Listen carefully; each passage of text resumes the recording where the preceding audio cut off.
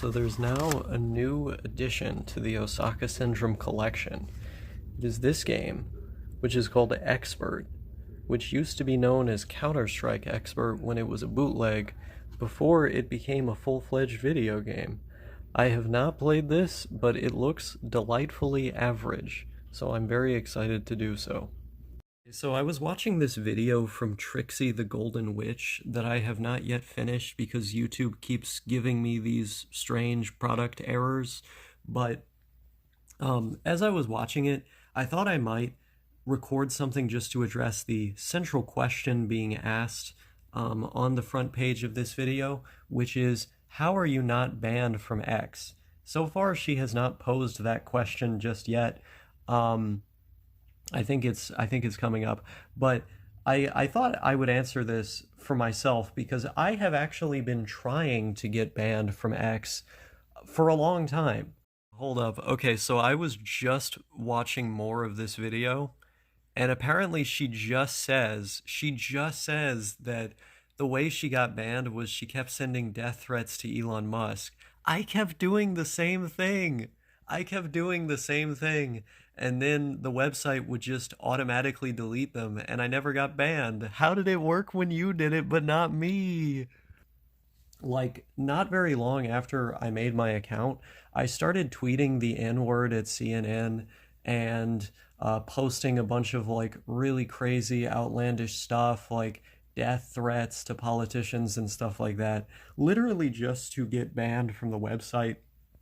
Not because I meant any of it. Obviously, I would not advocate for violence. I have never advocated for violence on this channel, and it's something that I've talked pretty explicitly against on numerous occasions. I know some other people have some different views, but that's okay. But because of that intention to get myself off of the website, I found myself saying more and more crazy things, escalating, heightening the rhetoric, heightening the schizo characteristics of my posts, and it didn't work. I still ended up in this strange situation where nobody was willing to ban me. Nobody at Twitter/X. And at the time when I was doing this a bit more, I think X had fewer moderators because it was when Elon had just taken over and he started doing like what I call proto-Doge, which is basically firing all the employees at the company in an attempt to downsize, thereby making it inefficient in the process in the name of efficiency. But now maybe the situation is a little different. Like now maybe they have more random guys from India to delete your post if you're like vaguely left of center or something. I mean, honestly, maybe that's the way that you do it. Just post a bunch of really super liberal type stuff, get more radical with it, and then maybe your account gets banned. Yeah, one thing that I completely forgot as well, in addition to making extremely inflammatory and threatening posts on the website, I also happen to ask my own viewers to report my account so that it would get banned. And that did not work either in furtherance of my goal, which was to ultimately get banned from the website. Trixie, I need the tips. I need to know how you did it.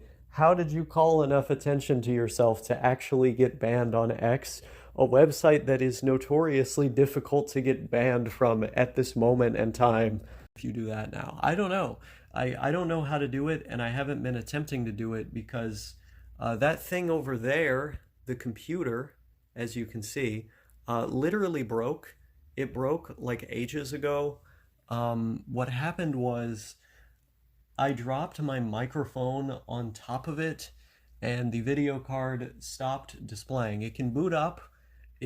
I can put my password in at the encryption screen, and then it boots up more, and then nothing displays on the screen, which leads me to believe the video card is busted. But because of that, I actually can't access X at all. It broke last year in December.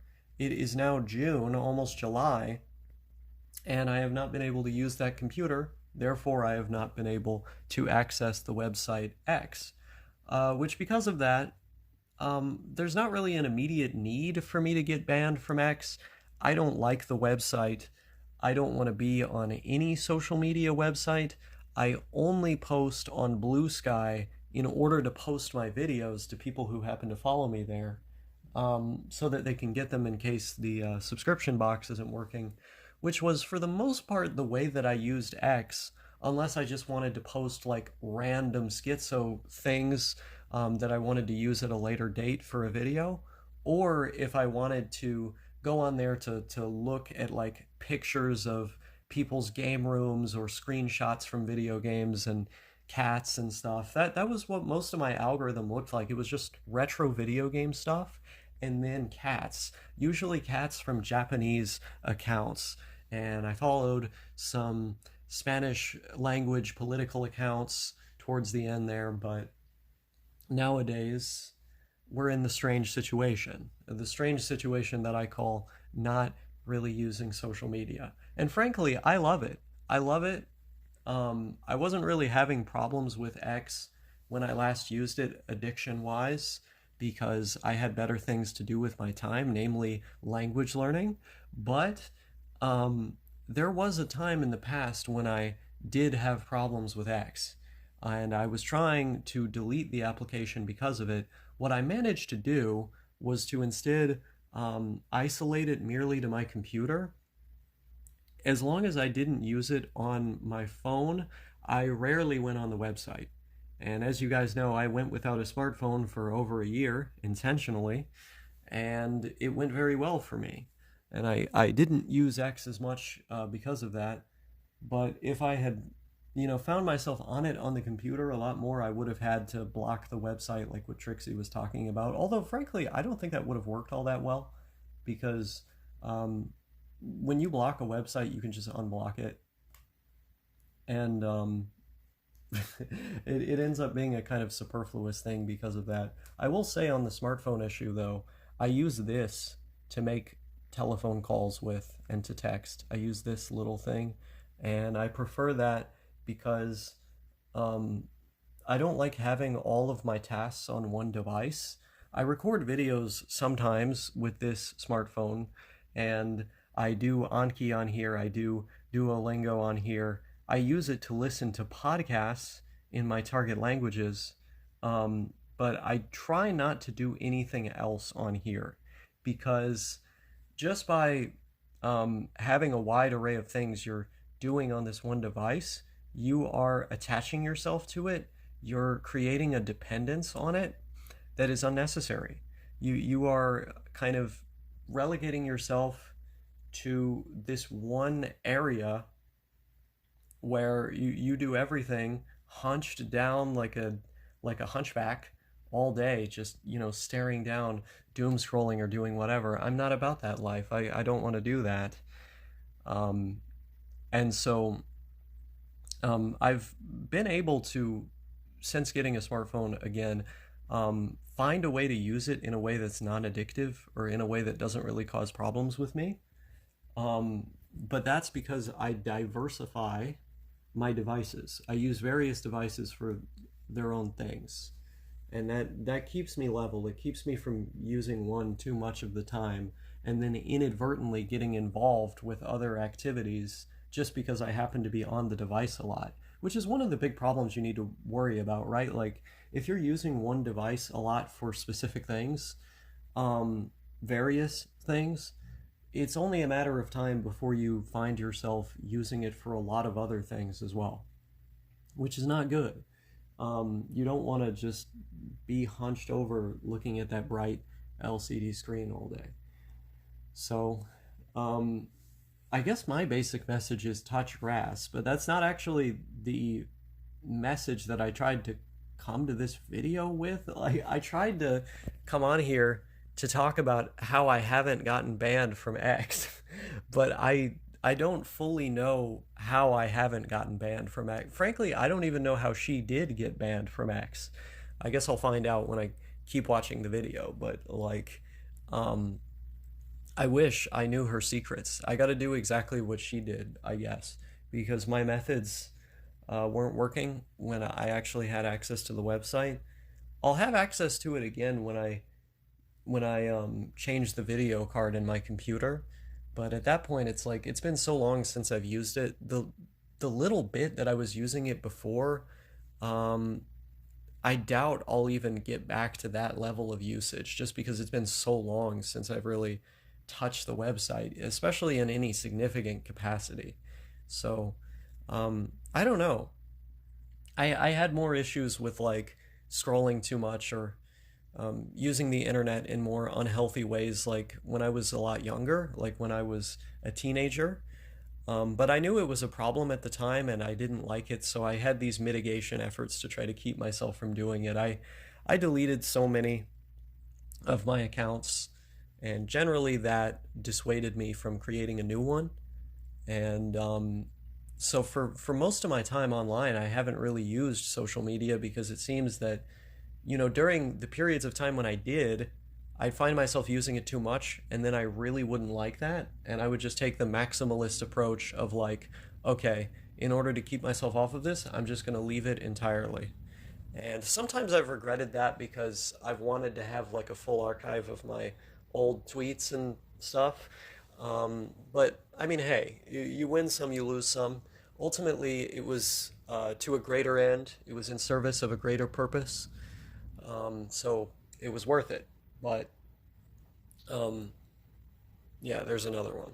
Big problems I think people run into with language learning is that they're not exactly relating the content that they're learning to things that they know or things that they like, and they're also not actively thinking about the content that they're learning. Say you're memorizing some grammatical concepts and you're doing translation drills in order to get them in your head. You might have the formula down. You might have it, running around up there, but you'll inevitably forget it unless you relate the information to something that is significant to you. Of course, eventually you'll get it after you repeat it enough times, but it could be demotivating to do it in this less efficient manner. So, I can give you an example here. Let's say you're interested in politics, right? And you're just learning Spanish, and you're starting out, you're learning a basic concept.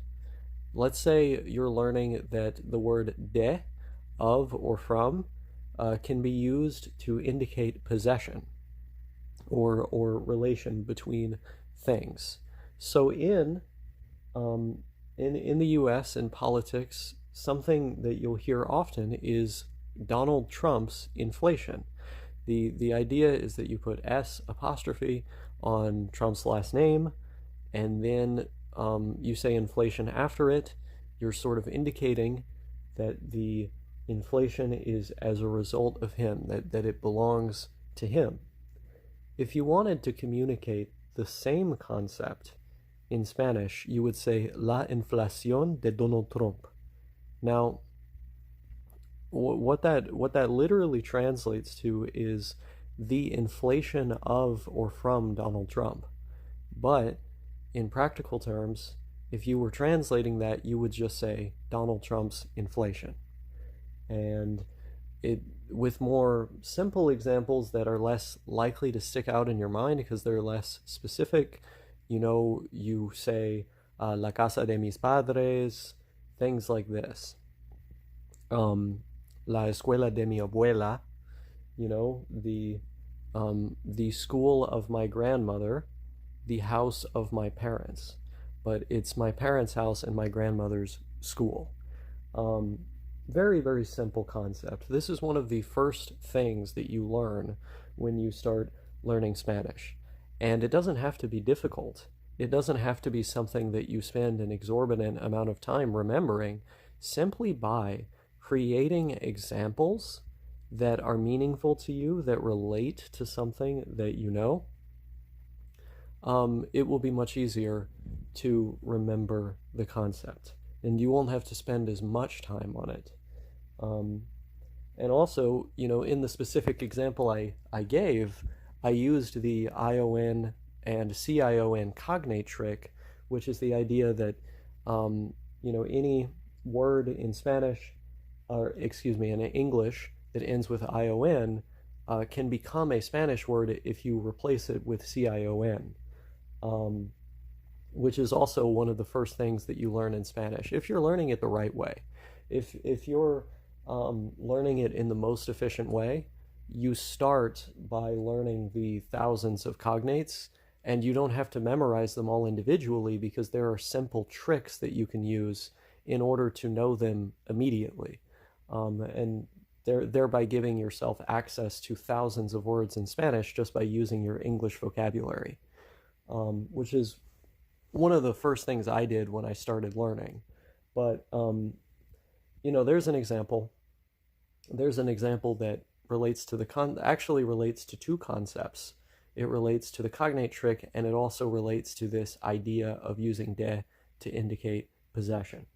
And with this little example sentence you've created for yourself, it's much more likely that you will find the words inside of your head, that they'll stick, that the concepts will stick, and you won't have to translate as much as time goes on. Eventually, you'll just get it, and it'll be there forever, The grammatical concepts will be acquired much more easily by engaging in this deliberate but efficient kind of practice. And this is one of the other things too that I feel like talking about in this clip. It's this idea that seems to be popular online for whatever reason, that you shouldn't study grammar, or that studying grammar is bad for acquisition and this sort of thing. That's just wrong. It's not true, and it's not necessary to think of things that way. It's going to hinder your learning, because by studying the grammar concepts, you are giving yourself a roadmap for how the language functions that you would not understand without deliberately studying it. There's an extent to which you can understand the messages being communicated to you through input that is comprehensible through studying the individual words and then seeing them used in context. But without deliberately learning the grammar, you're not going to be able to fully parse the meaning. Even if you get the overall meaning, you're not going to fully understand what's being said, and you're more likely to commit errors and things like this. And so that's a pet peeve that I have with a lot of the discussion of language learning on the internet. I feel like, people tend to eschew these more powerful tools that we have at our disposal, things like spaced repetition software, things like deliberate studying of grammar, things like mnemonics. I mean, these things are extraordinarily helpful to learn the language much faster than if we just did mass input for thousands of hours. Sure, you can do that, and I think you should do that on top of all this other stuff, but you're going to get much more out of your input much faster if you also happen to be doing a lot of deliberate studying of words, especially of phrases, and also of grammar.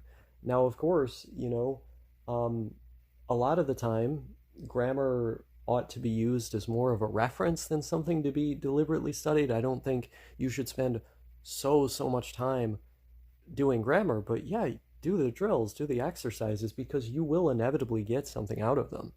It will inevitably improve your comprehension. That doesn't mean it should be the main or the sole focus, but it needs to be a healthy part of your language learning diet. It needs to be like a staple food. And that's something that I don't hear brought up enough, because the trend online is to only promote comprehensible input, which I think gives a, how do I say this? It leaves something to be desired. It gives an unfinished picture. You know what I'm trying to say. It doesn't show you the whole picture. And that's no good. You gotta have it all. You have to have a full frontal approach I'm getting a little carried away with my metaphors, but you know what I mean. Um, if you go really hard in the paint with one method, yeah, you could probably learn over time that way, but it'll take you substantially more time than just utilizing all of the most efficient tools at your disposal and putting the method together in a manner that that is most conducive to your schedule and for your productivity. Now, of course, I do think that it's not a one size fits all thing. I mean, there ultimately, if you're doing something that motivates you and that you can be consistent with, you should do that because um, what matters with learning a language more than anything else is consistency. It's learning a language is probably the most linear skill ever. Like, in the sense that if you just do enough of it, you will inevitably get better. And so, um, I try not to be elitist about specific um, methods or really push them onto people, but at the same time, I also try to be objective in how I ascertain like what's efficient and what's not. I don't, but that being said, I don't like to evangelize. Um, I will evangelize about the benefits and um, and satisfaction of learning a language. I'll evangelize about doing the language learning itself all day, but one method over the other, I'm generally not about that. Um, but I do think that there are many things people could be doing that they're not doing, and if they were doing, they would either have a better time or their motivation might even improve because they're seeing more results faster. And I think a key example of this is how people find themselves not actively thinking through their lessons.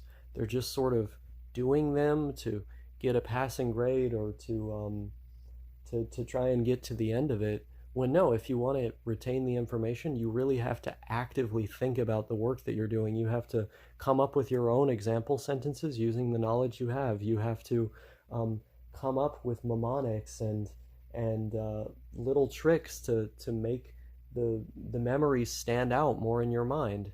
We have all of these tools at our disposal in order to better retain information, and there's no reason not to utilize them. There's no reason not to utilize spaced repetition or mnemonics or, you know, mass reading and listening or, grammar drills and the studying of specific grammar concepts. All of these things are extraordinarily useful. Um, but obviously, if you find them intensely demotivating or something like that, then there's likely a better way out there for you that you should go after. Um, and I mean, even if you think that you don't like Anki specifically, doing spaced repetition flashcards, you could make your own deck, for example, out of media that you like. Let's say that you have a song that you really like or a show. Just download Migaku or Language Reactor, something like that. Take the transcript of the media and then turn them into flashcards. It's pretty much all automated at this point. Turn that media into flashcards and then study the words strictly within that context. Next time you listen to that song or watch that show, you'll understand everything that's being said, and that will help you reach fluency more quickly as well. So all of these things are extraordinarily important. Even if you think that you don't like one resource or one method, it could also be the way that you're utilizing it that is causing you to feel that way. So you need some trial and error, but also, as I've come to find, um, even if you don't feel like you're enjoying one type of study, right that instant, it could grow on you over time as long as you stick with it.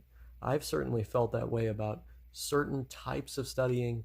They grew on me the more that I did them. So don't give up. And that's the most important thing. Don't give up. Remain consistent. Try to just find what you can do every single day and try to commit as much as you can to that and keep going. And eventually you'll get where you want to be. But you also have to know where that is exactly. Understand what your specific language goals are.